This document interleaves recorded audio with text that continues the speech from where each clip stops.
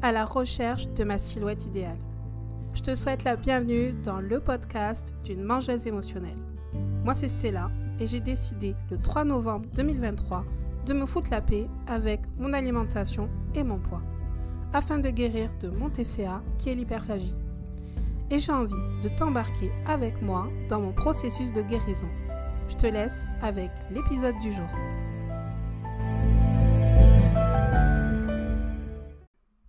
Bienvenue à toi dans l'épisode 16 de mon podcast. Aujourd'hui, on va parler du reflet du miroir. Plus particulièrement du reflet que j'ai moi avec le miroir. Et j'ai envie de te parler de toutes ces raisons que actuellement, c'est très difficile pour moi de me voir dans le miroir, de prendre des photos, de prendre des vidéos. D'abord, il faut que tu saches que au mois de mars, je me suis donné comme objectif, enfin plutôt challenge, de me prendre le plus possible en photo et en vidéo. Pour quelle raison ? Bien souvent, les personnes qui perdent du poids ont le déclic au moment de regarder une photo d'eux ou une vidéo d'eux. Donc je me suis dit peut-être que j'aurais ce fameux déclic que j'ai eu plusieurs fois en 20 ans, mais je vais être directe, ça ne fait aucun effet. Certes, ça me dégoûte de me voir de cette manière, de me voir avec 20 kilos en plus, mais c'est pas pour autant que ça m'aide dans ma perte de poids, dans mon estime de moi, et d'ailleurs mon estime de moi est très bas en ce moment. Et c'est ce que j'ai envie de te parler dans cet épisode. Donc comme je te disais, je ne me reconnais pas dans le miroir. Chez moi, il y a 2 miroirs, un dans la salle de bain et un derrière une porte. Une porte que j'ouvre rarement parce que en fait, c'est un peu un cagibi si tu préfères. Alors comme ce miroir, c'est un miroir amovible que tu peux mettre un peu partout, enfin dans n'importe quelle porte. Et comme il est derrière, je le vois pas.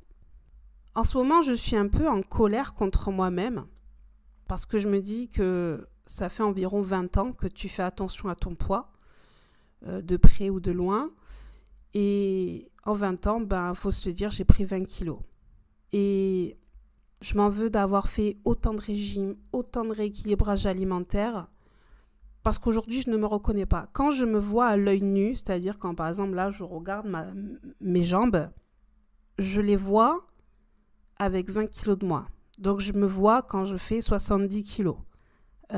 Alors que quand je me vois en photo ou en vidéo, mais là, je vois bien que c'est pas la réalité. Je pense que là, au moment que je te parle, je fais de la dysmorphie. Je pense qu'on dit de cette manière, je suis pas très sûre. Et je t'avoue que c'est un peu difficile à accepter de se voir autrement. Là où ça me rappelle que j'ai pris du poids, c'est quand je vais en magasin. Je ne vais plus en magasin parce que je ne vais pas dans mon rayon préféré, dans mon rayon où je fais du 42. Là, il faut que j'aille dans un rayon où ça taille 46. C'est con, hein. Je suis pas grossophobe, mais quand depuis tellement d'années, tu as toujours fait du 42 et je fais du 42 depuis le collège, je te rappelle, j'en ai 34, c'est un peu compliqué de se dire, faut que tu ailles aux grandes tailles. Je l'ai toujours pas accepté ça. Et c'est pas pour autant que j'ai ce putain de déclic. Malgré que j'ai pas ce déclic, si tu me suis, tu sais que je suis en auto-guérison depuis, là j'entame mon 6e mois à travailler sur moi, sur l'hyperphagie, donc mes compulsions alimentaires. Et dans ce processus, il y a des choses que je suis très contente, comme par exemple, je mange sans me dire est-ce que c'est bon ou pas bon, est-ce que ça va me faire grossir ou pas grossir. Déjà, ça c'est un exploit. Je suis très très contente de moi, très fière de moi d'avoir modifié ce schéma de pensée. Ça, c'est la première chose. La deuxième chose, c'est que je ne pense plus à la balance. Donc, comme je viens de te dire, certes, j'aimerais perdre du poids, mais je ne me focalise plus dessus. C'est-à-dire, quand je me réveille, je ne vais plus directement aller faire mon pipi et me peser. C'est fini tout ça. Là, maintenant, je me lève. La première chose que je fais, c'est allumer la cafetière et mettre du café. Et c'est tout. Et j'y pense plus. Et même quand je me prépare devant le miroir, je pense pas à sortir ma balance. J'y pense plus. Donc ça, c'est une énorme victoire et j'en suis très très fière. Donc c'est pour ça que c'est un peu j'ai l'impression d'être contradictoire parce que je me dis, t'as envie de perdre du poids, t'as envie de te retrouver quand t'avais tes 20 kilos en moins. Enfin, c'est même plus trop le cas parce que je veux même plus faire 20 kilos de moins, j'ai envie d'en faire 10-15 kilos de moins. Si je pouvais franchement être en dessous des 80 kilos, même si je fais 79 kilos, je serais contente. Sincèrement, je pense qu'au niveau de ma silhouette, ça serait mieux.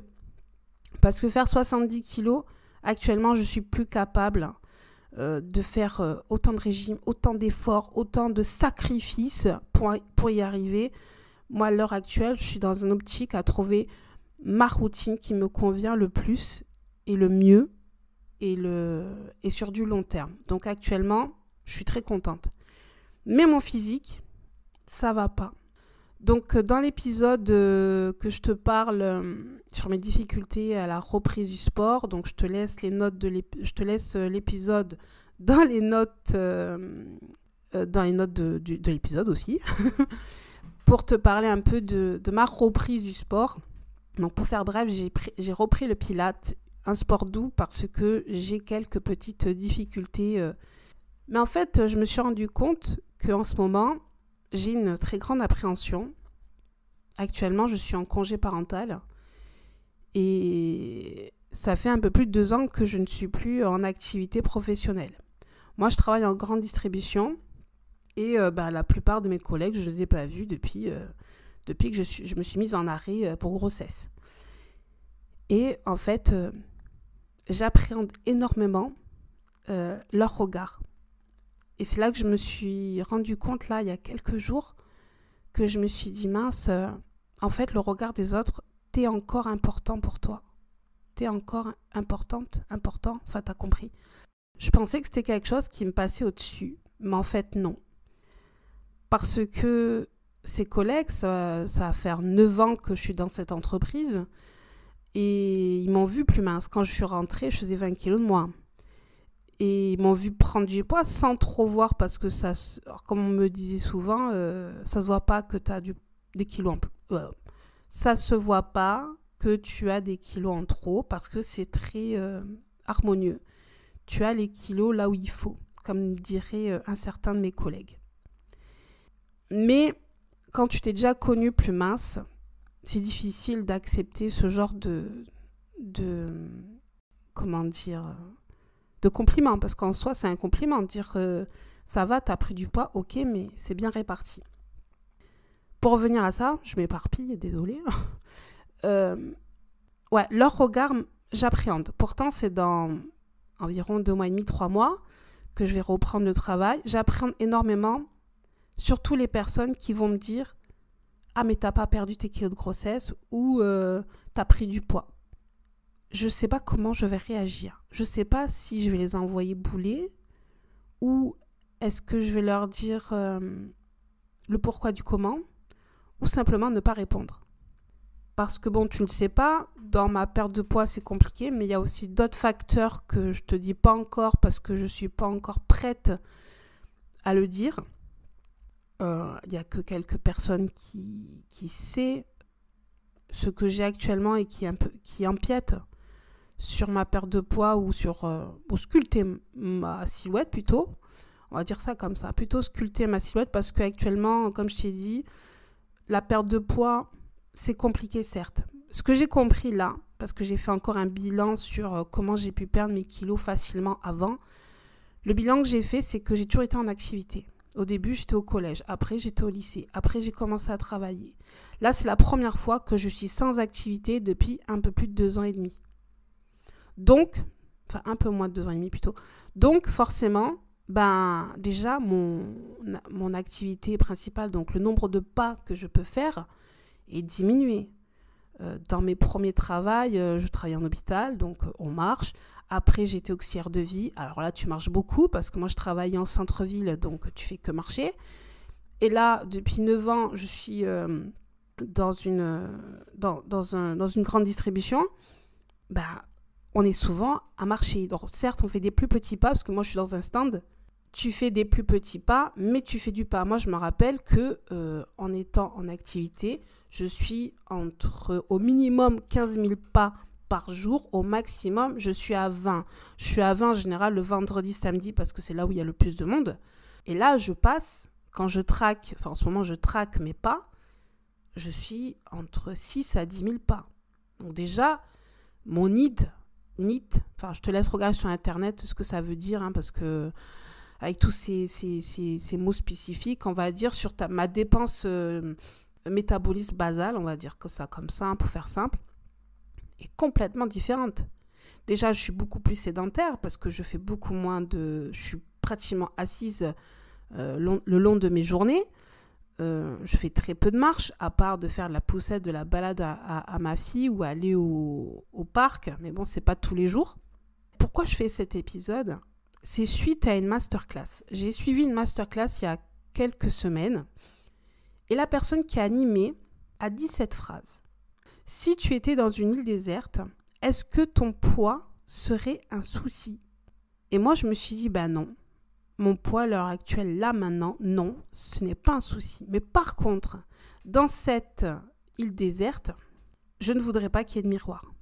Je ne veux pas pouvoir me prendre en photo ni en vidéo. Là, c'est le top. Et c'est là que je me suis dit, mais en fait, ton reflet est un problème. C'est quelque chose que tu dois travailler parce que ça ne m'épanouit pas. Je n'ai pas envie de me faire jolie. C'est dur. C'est dur parce que moi qui est toujours... je suis pas une fashion mode et compagnie. Je ne suis pas du tout la mode. J'ai bien compris que moi, j'ai des formes particulières, donc je fais en fonction de mes formes à moi. Mais je suis toujours maquillée, toujours bien habillée et tout ça. Depuis mon accouchement, ça fait 2 ans, enfin bientôt 2 ans dans 1 mois et demi, que je ne prends plus soin de moi. Et c'est là que je me dis, ton estime de toi-même, ton image a complètement changé. Et ma mère me disait, oui, mais c'est pas parce que tu es à la maison. Mais en fait, j'ai une fille qui est souvent malade. Donc, si t'es maman, tu sais ce que c'est, avoir la morve au nez. Donc, pourquoi mettre des jolis vêtements si elle va venir te frotter à toi et s'essuyer sur toi ? Donc, non. Je pense que tu dois être un peu comme moi si tu as des enfants en bas âge comme ça et qui viennent te faire un câlin, mais en fait, ils viennent te donner leur morve, pardon. Donc, voilà. Donc, je me suis dit, je me dis actuellement qu'il est temps de travailler sur ça et de modifier cette façon de penser et cette façon de faire. Donc, maintenant que j'ai pris... que je me suis prise en photo, en vidéo pendant tout le mois de mars, je pense que pour le mois d'avril, je vais essayer de me mettre un peu plus en valeur, donc c'est-à-dire de reprendre ces habitudes de maquiller, parce que c'est quelque chose que j'adore faire. Alors moi, principalement, je me maquille les yeux, je ne mets pas de fond de teint et compagnie parce que j'estime que j'ai pas ce besoin-là. Mais j'adore les fards à paupières. Moi, je kiffe ça, fards à paupières, mascara et le rouge à lèvres, j'adore ça. Donc, pour me donner une meilleure estime de moi et une meilleure image de moi, je vais essayer le plus possible de maquiller et de mettre de jolis vêtements afin de m'aimer, tout simplement. Voilà, tu sais tout sur le rapport que j'ai avec le miroir. J'ai envie de l'appeler Mister Miroir. Après Mademoiselle Balance, pourquoi pas Mister Miroir, c'est plutôt pas mal, hein. Je sais pas. Dis-moi ce que t'en penses. Est-ce que ça te fait sourire ? Est-ce que ça te plaît de l'appeler Mister Miroir ? Moi, j'aime bien. Donc, voilà. Je te dis à bientôt.